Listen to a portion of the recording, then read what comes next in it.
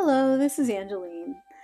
Today we are looking at a very beautiful site that is to the south of Death Valley in the Mojave Desert. The reason I make the distinction of it being to the south of Death Valley is because you can see the travel route from Death Valley all the way down into the Mojave Desert and beyond. And in deep prehistory, these valleys, Death Valley in particular, was filled with water. These are great lakes that were part of the landscape, and so they were really, really great places to live, and the Uto-Aztec and Numic branch speakers lived there. Then it seems that they mostly kind of moved out of that area when those lakes dried up, and then later, as other places elsewhere in the Southwest dried up, it seems that they came back, but never having fully left. So what I'm trying to say in this roundabout way is that it does seem that the Uto-Aztec and Numic branch language speakers have intermittently occupied this portion of the Great Basin and Mojave Desert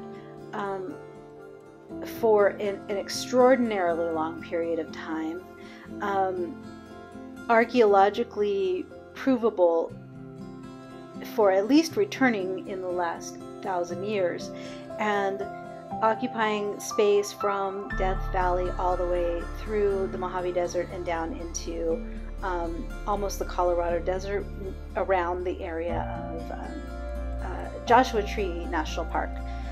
To give you sort of a spatial idea, those would be the southern Numic, and this land that this site happens to be on would fall pretty closely within what would be considered Kauai-Sioux, southern Numic, southern Paiute area.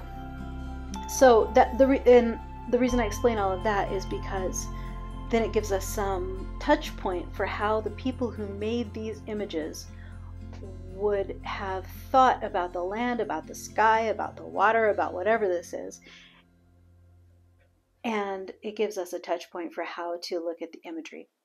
So these images happen to be on a big dry lake bed, which obviously wasn't always dry. That's why it's still lake bed. and these images are looking over that.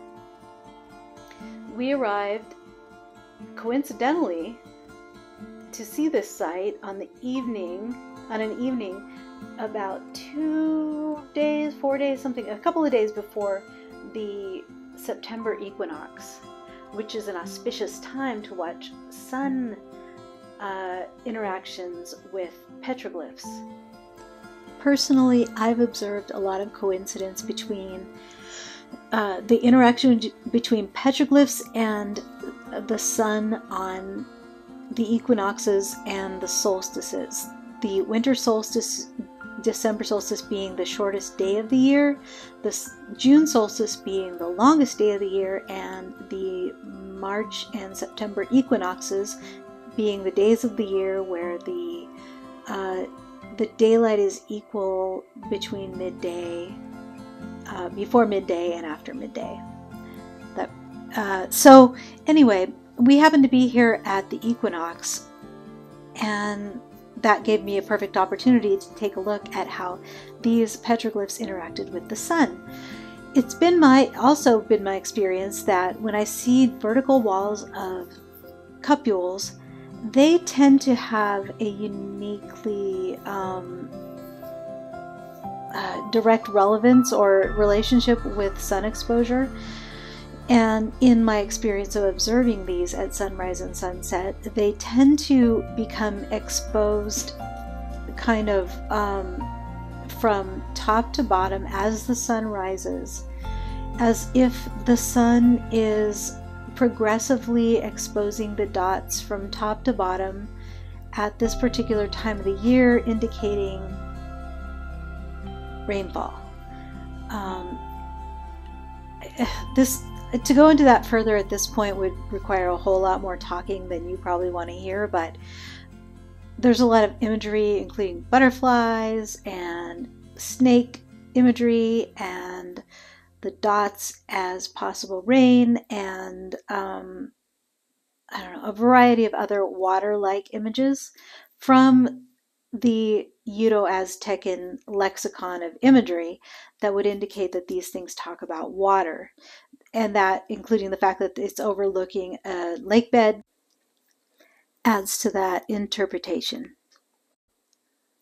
What you see here is the west-facing boulder covered with cupules, and the effect that the sun is having on it in this still picture is that the sun, as it sets, it makes that lower, see the lower line down there at the bottom that is cast into shadow? That shadow rises over the cupules until they're cast into darkness.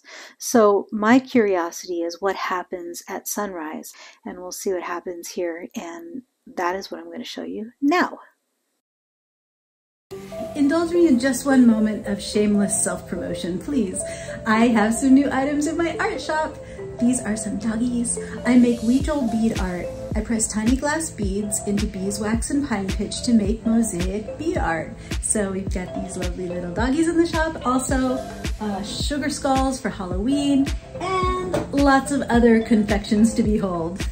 You can go to theancientsouthwest.com and click on Art Shop, or you can go directly to Etsy, and the shop is called EyeOfGodArt, all one word, etsy.com/shop/EyeOfGodArt. Thank you.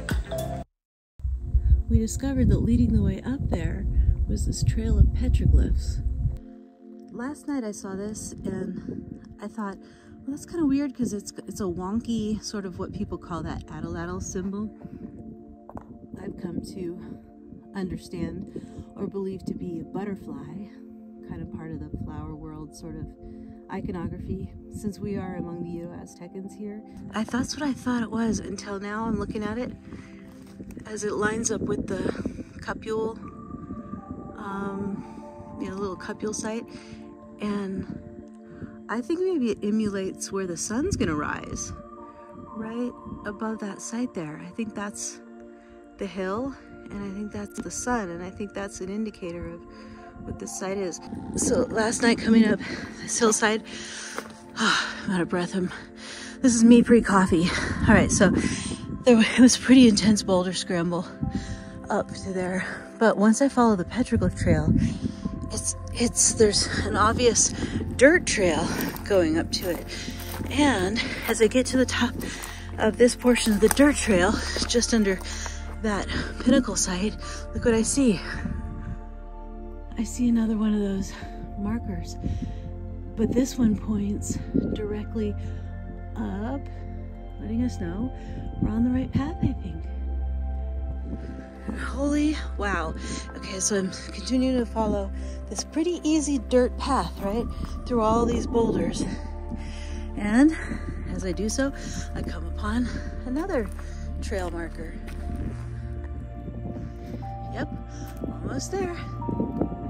Okay, in just a couple more feet, this, pointing directly to this.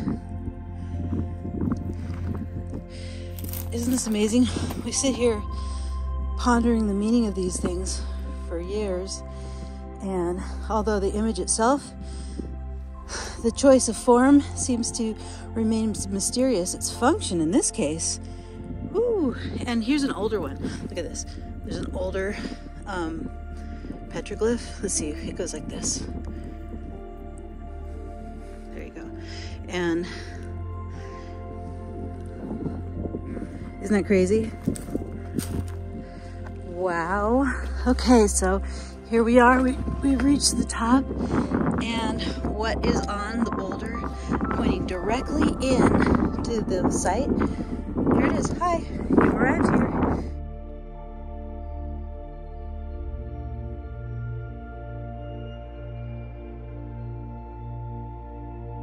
Now this is interesting to me. That Paiute talk about finger portals.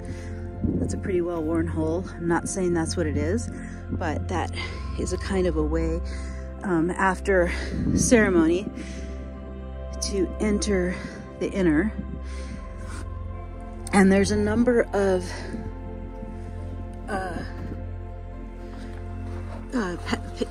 cupules in here.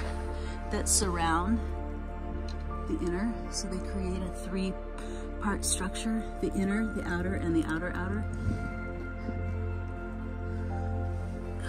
Let's see, oh, there's some more. And then a really pronounced one that is very soft on the inside. I put my finger in there last night just to kind of measure it out and see how it feels. Really soft and worn, not at all like the texture of natural occurring holes, although I think it is a natural occurring holes, since I know about the finger portal concept used by the Paiute. It has new meaning to me now that it's soft on the inside, because it's like, you know, generations of fingers have rubbed a bit of oil in there, or just even finger oil or some other substance on the finger in there. It's part of the transcendental process. You know, you're entering the realm of the space when you do that. It happens a lot of arches and caves, and apparently cave-like structures like this. Now what I came for is to see if the sun rises in any way that affects this site. The sun is coming up right there. Okay, from inside of the site you can't see it yet, but from outside it's coming up pretty fast. And it's starting to shed some light on the top here.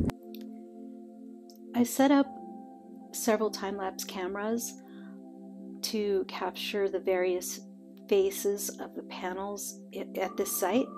And I started the time-lapse of this particular east-facing panel at 7:41 a.m. when first light hit the rock, and stopped the time-lapse at roughly noon, because that was the time at which the sun had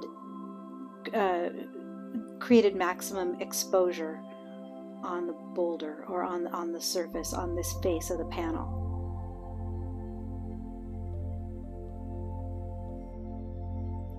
So if you were to slide around to the right of that boulder and look at the other side of the boulder that you can't see right now, the side that's on the interior of this site, that same boulder on that interior side is a north-facing side, and it is covered with cupules. Though as the sun rises over the east-facing panel, the sun is interacting with that as well as this interior panel, and it progressively illuminates the cupules on the north-facing panel, and then kind of seems to stop at that crack in the rock, and then snake its way to the upper left there. It's kind of the light sort of snakes its way along the rock there and disappears from that panel at around noon. The bottom portion of this panel does not seem to illuminate with the sunrise. Like it's kind of curved under. So even if that crack wasn't there, I'm not sure the light could really reach the cupules on that lower surface. It makes me wonder if this particular site has a different kind of light exposure at different times of the year. It makes me want to come back here on the solstices and see what it does then. So this is the south-facing panel, also the west-facing panel. So the one to the left there is the south-facing panel, and then over to the right is the west-facing panel. I arrived a little later than I wanted to. I started recording this time lapse at about 5:30 p.m. So I wasn't able to see the full extent of how the sun started, the shadows started rising over this panel at sunset, but this is what I captured of the sunset, and where you see it just fall into grayness, that is the last of the light exposure on that panel. What I find notable is that here on the equinox, that panel over to the right, the west-facing panel, becomes totally shrouded by the shadow at sunset. But this west-facing panel to the left here, it doesn't. So that makes me wonder if during the summer solstice, when the sun sets more northwesterly on the horizon, if at that time this west-facing panel to the left would be completely illuminated by the sun. So I think I might have to come back out here at that time of year in June to see if this site has interesting light interactions at all times of the year, not just around the equinox. I mean, it's entirely possible that the equinoxes and the solstices have nothing to do with this site at all. But I do think it's interesting to note that particular panels are fully illuminated at this time of the year. And that little snake-like image did what it did on the inside.